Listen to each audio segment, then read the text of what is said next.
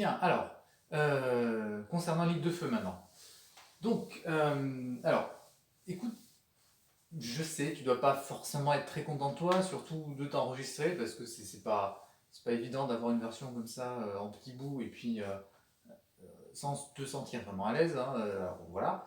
Mais je trouve ça pas mal, d'accord? Voilà, sache-le parce que moi j'ai l'impression que tu es un peu dans le dur, c'est-à-dire que tu es en train de tout monter et du coup, bah, comme il y a pas mal de difficultés, comme tu as pu t'en rendre compte, bah, voilà, ça rentre lentement, mais par rapport à ce que tu m'avais fait, il y a quand même des progrès, d'accord? Alors, des problèmes notamment rythmiques, des progrès rythmiques. Alors, je reprends juste deux, trois passages où il faut que tu recomptes un petit peu les temps, hein. C'est pas vraiment des problèmes de rythme, c'est juste des valeurs longues, enfin des durées qui ne sont pas encore complètement bien rentrées. Alors, il y a le thème, hein, le premier, hein, c'est 3,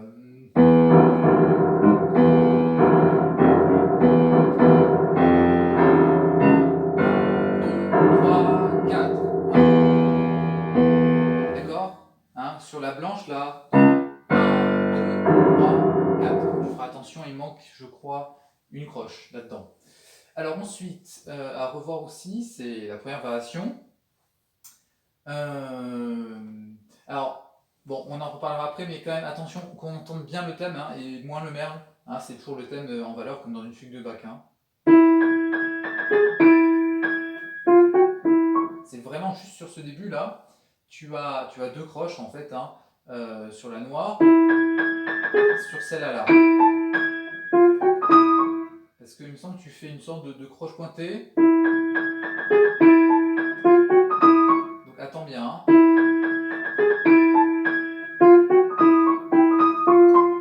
D'accord.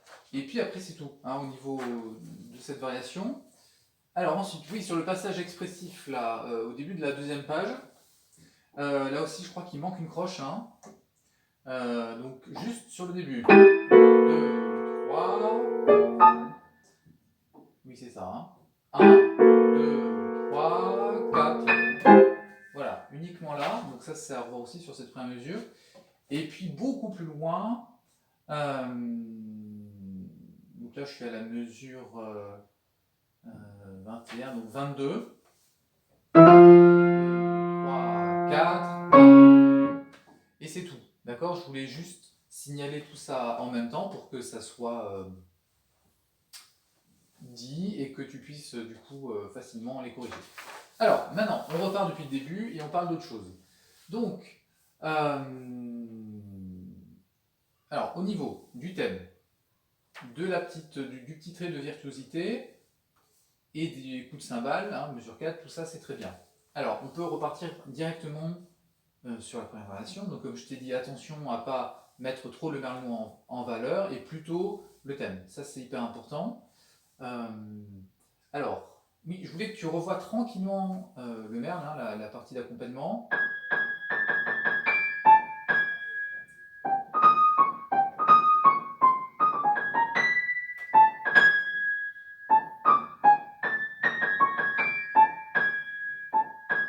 D'accord, tu feras attention. Je suis pratiquement sûr que vers la fin, il y a des erreurs. Notamment, il me semble que tu fais quelque chose comme ça. Enfin, c'est pas exactement ça. Et là aussi, sur le piano, là, de la mesure précédente, voilà, je suis pas sûr non plus que ça soit bien clair, hein, au niveau de l'accompagnement. Donc attention, reprends-le bien pour ensuite le mettre au deuxième plan. Mais voilà, là, il y a un boulot à faire dessus. Alors, oui, ensuite, mains ensemble, tu feras attention de tenir les valeurs longues du thème, d'accord? C'est pas parce que c'est pas les gâteaux qu'une noire doit être aussi courte, d'accord? Faut malgré tout hiérarchiser les valeurs, hein.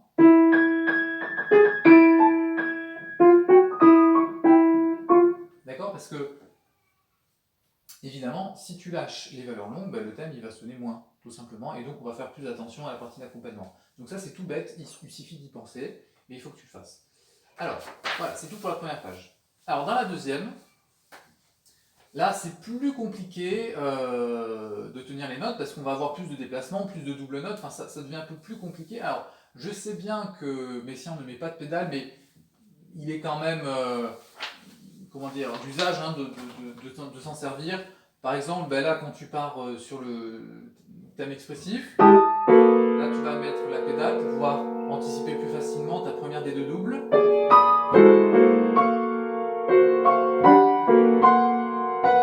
Hein, tu peux tout à fait mettre de la pédale, à condition qu'elle soit propre, qu'elle soit bien changée évidemment, mais voilà, ça peut t'aider là aussi hein, dans la suite. Que ça soit pas trop sec quoi. Hein,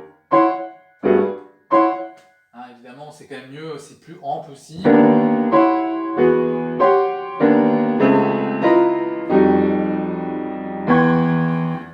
D'accord, donc n'hésite pas à la mettre hein, vraiment.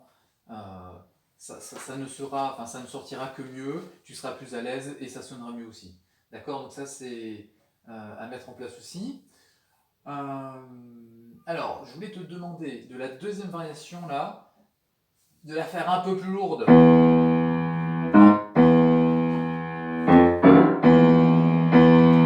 D'accord, un peu plus conclusive en fait, hein, parce qu'après on va partir pour un passage de virtuosité qui va être assez long.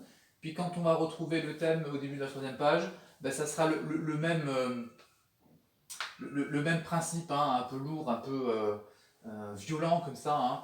Donc voilà, si tu regardes aussi les thèmes pi, tu vois, on a eu le premier thème, enfin le thème principal à 104, la variation elle est un peu plus rapide, elle est à 108. Et là, bah, quand on retrouve le thème, c'est 92 à l'accroche, donc c'est beaucoup plus lent. Hein. C'est vraiment voilà, un autre esprit. Quoi. Donc vas-y, hein, avec de la pédale, et puis plus lent, quoi, vraiment plus résonnant.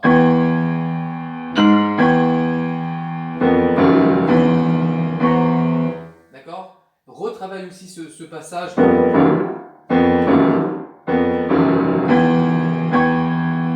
Hein, et on finit triple piano hein, au niveau du thème. Donc vraiment là, on est dans des nuances maximales. Je sais que c'est des choses qui te plaisent bien, donc voilà, n'hésite pas à aller un peu plus loin là-dedans. Alors ensuite, on arrive dans ce passage assez compliqué, hein, je l'entends bien, ce passage virtuose là, à partir de la mesure 12, pardon. Donc, alors, il faudra que tu revoies, je pense, la précision des traits montants, enfin du début là.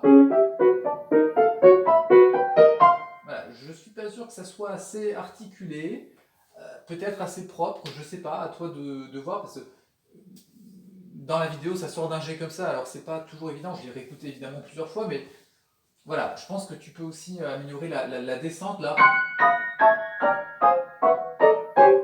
D'accord, uniquement les accords de 4 sons, et ensuite avec donc les pouces hein, qui vont aider à faire pivot. Voilà, ça c'est deux choses à mon avis à éclaircir un petit peu. Et alors pour moi, après il y a quelque chose de vraiment primordial qu'il va falloir que tu fasses, c'est améliorer l'enchaînement entre les éléments. D'accord. Si par exemple, je prends le premier trait hein, de double note, il faut que tu améliores la fin de ton trait et l'enchaînement avec les deux accords. D'accord. Voilà, ça c'est quelque chose à refaire. Un autre enchaînement aussi, hein, au hasard. Là, je prends le vif 152 à la croche. Là, je te vois par exemple faire tes deux montées. Et puis là, tu coupes. Et après, tu repars sur les croches, tu vois. Là, on sent qu'il n'y a pas vraiment de volonté d'enchaîner. Et là, par exemple, ça, tu le faisais très bien. Hein, entre les 5 croches et les triples, par exemple, ça s'est pris en compte. Et ce qui est avant, non. C'est un peu bizarre, d'accord. Donc ça, il faut que tu revoies un petit peu tout ça. Et je pense déjà ça va donner un petit peu plus de cohésion entre des éléments qui sont un petit peu séparés les uns des autres. D'accord. Donc c'est vraiment au pianiste de créer un lien avec tout ça. Et ça vient évidemment par un travail d'enchaînement vraiment autour de ce principe-là. Alors, la descente en canon, là, hein, entre les deux mains, elle est pas claire. Alors, à mon avis, il faudrait que tu revoies en rythmant un petit peu chacune des mains, parce que, je sais pas si tu as vu, hein, c'est toujours basé sur les mêmes notes. En fait, on en a 6 à la main droite. d'accord? C'est en deux figures, hein, de 3 notes chacune. Donc Do, Fa, Ré bémol, Fa dièse, Si, Sol. Et tu retrouves à nouveau Do, Fa, Ré bémol, Fa dièse, Si, Sol. D'accord, hein, vraiment jusque dans le grave. D'accord, donc rythme-le comme ça, et puis après travaille-le avec les doigtés que tu mettras après. Que après tu les retrouves quand tu enchaîneras de façon régulière. Et aussi, n'oublie pas aussi de reprendre à la main gauche ou à la main droite quand il y a des arrangements, hein, comme c'est signalé. Alors, justement, je voulais revenir à la mesure 19. Moi, je pense qu'il faudrait que tu démarres avec 4-2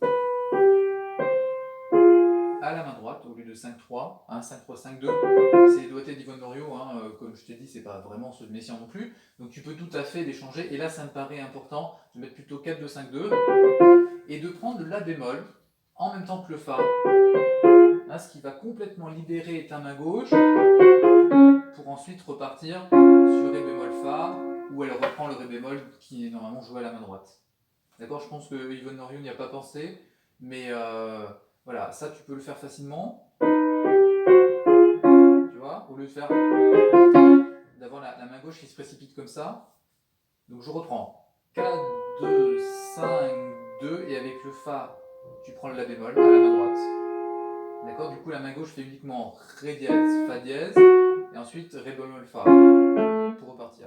D'accord, tu arriveras à retrouver ça sur la partition. Et puis, donc ça c'était pour la main droite.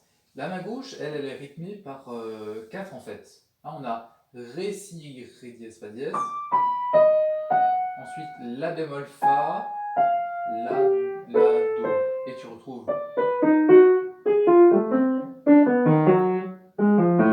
D'accord, toujours. Donc ça, c'est pareil, c'est à travailler, à mémoriser en fait.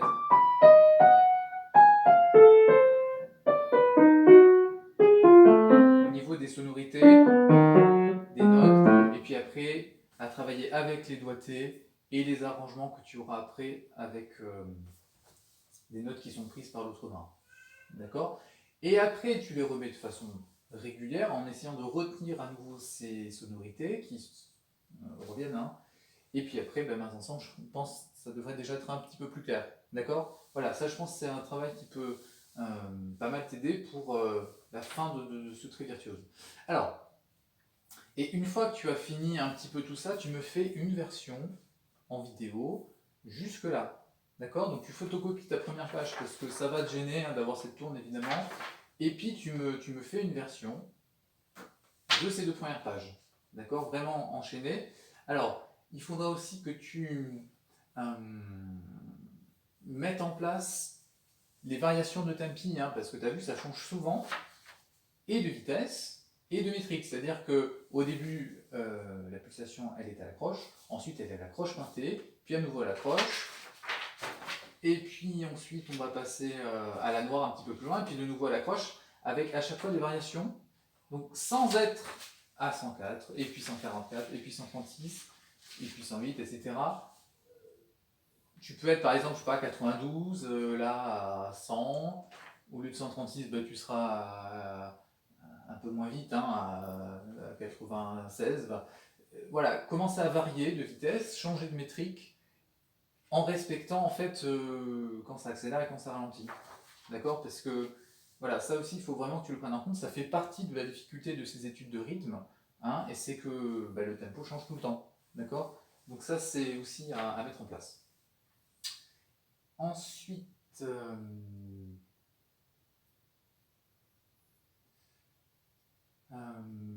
alors pour continuer, je ne vais pas rentrer trop dans les détails hein, parce que j'aimerais vraiment que tu te focalises un petit peu plus sur ces deux premières pages, mais dans la troisième variation, mets en place la pédale hein, qui est indiquée par Messiaen tout simplement, parce que ça va aussi t'aider à être un petit peu plus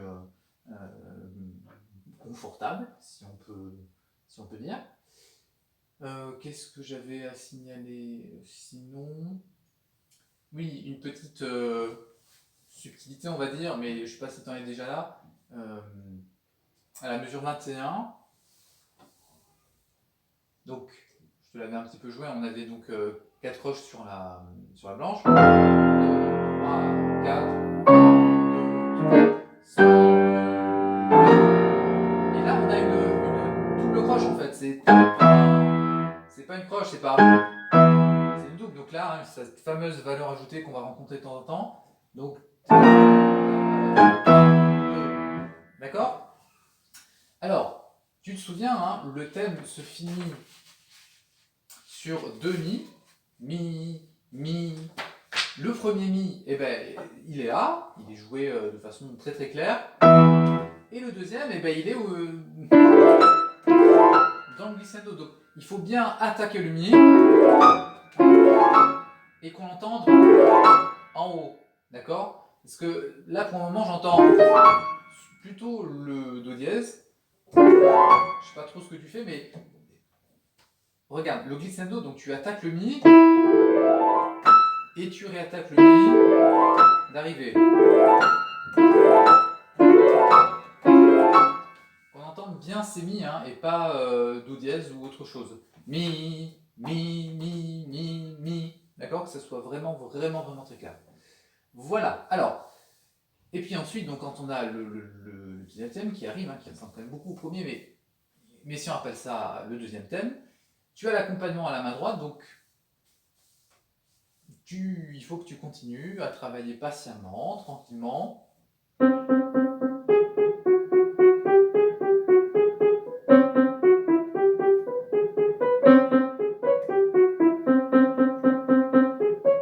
Comme ça, non legato, très, très léger, pas trop fort, sans forcer du tout, même si c'est forté, t'inquiète pas.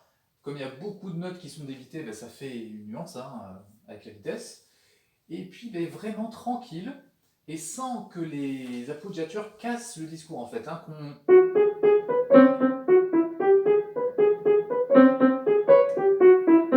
voilà, que ça fasse partie du texte, mais qu'il n'y ait pas de coupure. Parce que sinon, évidemment, ça va hacher ce que tu fais. Donc, quel que soit le tempo que tu le prends, que ça voilà, soit vraiment bien intégré. Et puis, ces appoggiatures, ce sont toujours les mêmes. Hein. Tu vas les retrouver plein de fois, donc je pense que ça va venir petit à petit, avec du travail et de la patience. D'accord? Mais pour le moment, c'est pas du tout une priorité pour moi, hein, cette troisième page et quatrième, a fortiori. C'est plutôt les deux premières que tu me fasses une première version. D'accord? Donc, ben, je l'attends avec impatience. Bon travail et bon courage!